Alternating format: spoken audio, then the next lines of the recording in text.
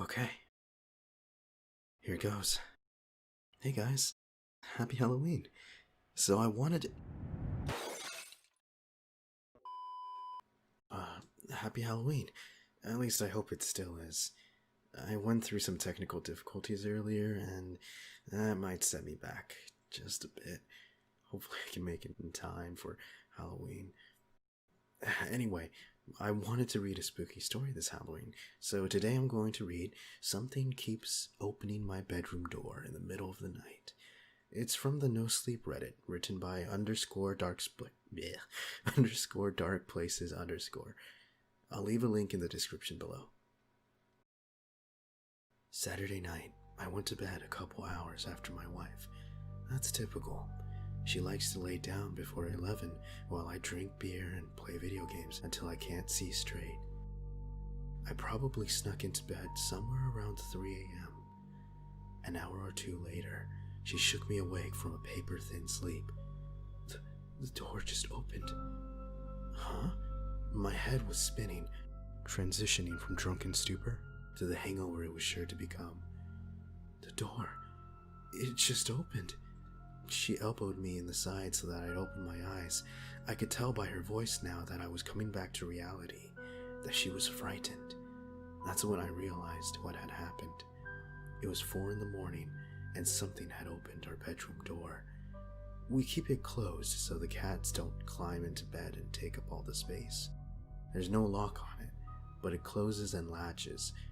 Cats can't reach that high up to turn the handle. Well, that's not good, I said, because clearly she was expecting a response.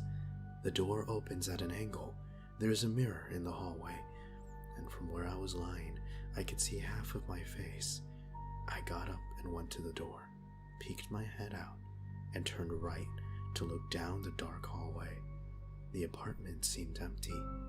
You didn't open it? I asked. No, I woke up and it just opened.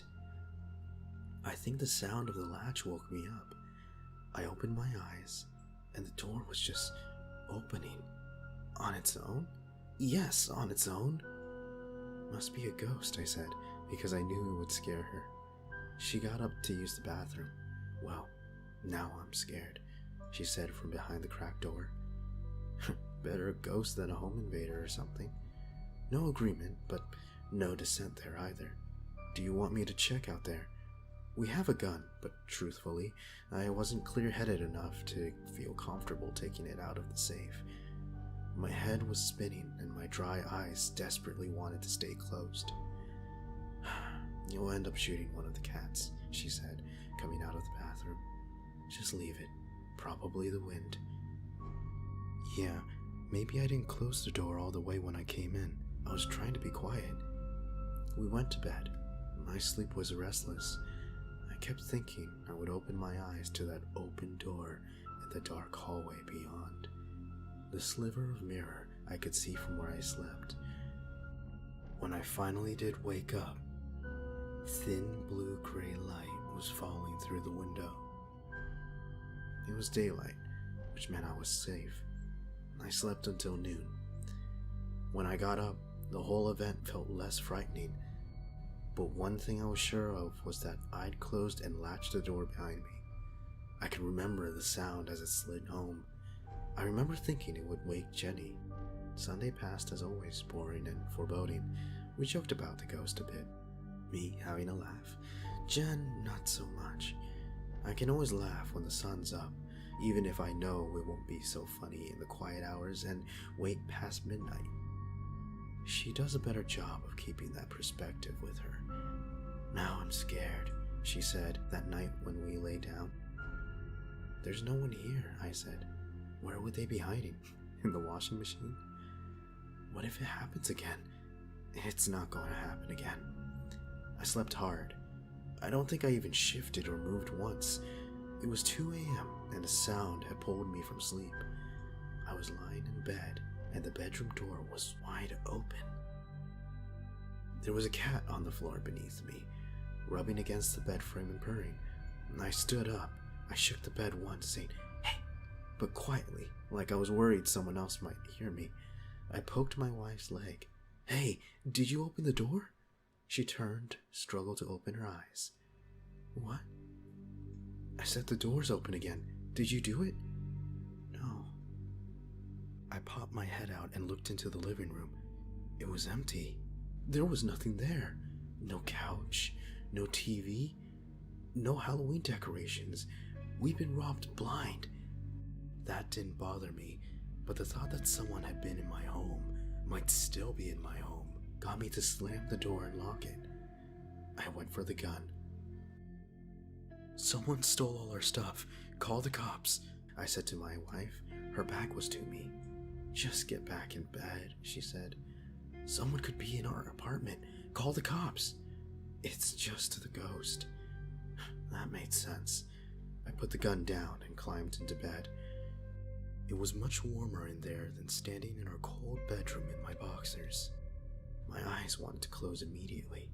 I began to drift when I was overtaken by the urge to check that I had really locked the door. My eyes opened, and I saw the bedroom door open again.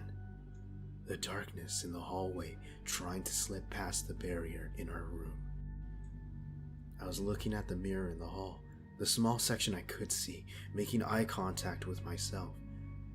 There was something crawling on the wall above where I slept. It was all black, like a shadow, shaped almost like a person, but too long and bent at all the wrong spots. It was climbing down from the ceiling towards my head. I tried to scream and couldn't. My wife started laughing next to me, the sound growing and growing. That's when I realized I was dreaming. I've had a few bouts with sleep paralysis before. I tried to kick her or elbow her, the real her, the one lying in bed next to the real me, the way I always do, hoping she'll wake up, pull me from paralysis. Then my eyes shot open.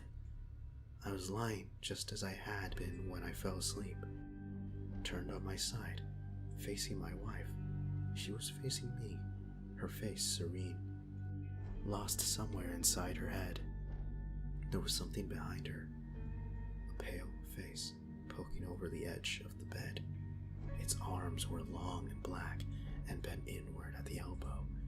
White hands gripped the edge of the bed where it rested its chin. I saw it behind her and tried not to look at it, thinking I was still dreaming, still stuck. It smiled at me as it slowly lowered itself beyond my line of vision. My breathing was fast and ragged. I moved onto my back. I could move. I could feel. I wasn't sleeping. I shot up and rounded the bed, looking onto my wife's side where the thing had disappeared to. Nothing. The sound woke Jen. Okay, what the heck was that? What? She sat up quickly. I stopped. Had I really seen that? Or had I still been in the nightmare? I thought I flopped over onto my back, but what if I'd been on my back the whole time? That's how most sleep paralysis occurs. On your back. Maybe that had all been part of it, and I'd only woken up just now. Did you open the door? She asked. I turned. In my frenzy to get up, I hadn't noticed the bedroom door was open again. No, I don't think so. Did you? I was sleeping. You just woke me up. I looked down the hallway. All our stuff was still there. The living room was dark and quiet. The stale taste of sleep and the sour feeling of adrenaline mingled in my dry mouth. You better not be messing with me, she said. I'm not. Honest. I had a nightmare. I thought the door was open, but I was sleeping. All our stuff was missing then. But I stopped again. I didn't want to tell her about the thing crawling on the wall or hiding behind the bed. I don't know.